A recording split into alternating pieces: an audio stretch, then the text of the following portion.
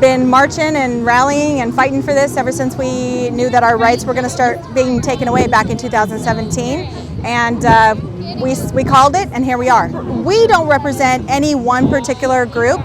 We're basically here with the Bands Off of Our Bodies umbrella, but everyone here is here just because they are concerned that women's rights, reproductive rights are going to start being taken away from us very soon. Initially, I was part of Women's March back in 2017 when we marched in Washington, but that was, there were so many sister groups that were involved in that, like Move On, and so it's not one particular, you can't really call it a group. We're just a bunch of women who are pissed off that we're even talking about this 50 years later. This is ridiculous. It's all across the state. We were one of the first organized groups for today. I understand there's one on Kauai.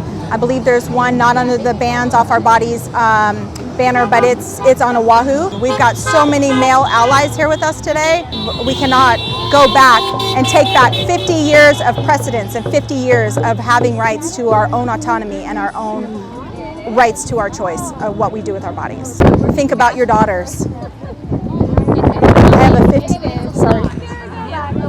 have a 15-year-old and I have a 19-year-old, and I didn't even imagine at their age that I would have to be out here today fighting for their rights, the rights that I've had my whole 44 years of life, and now my daughter's stands to have her rights stripped away from her, and eventually possibly her livelihood if she can't afford to give birth to a child or raise a child, or possibly issues with the pregnancy, and if she has health issues and cannot carry a child.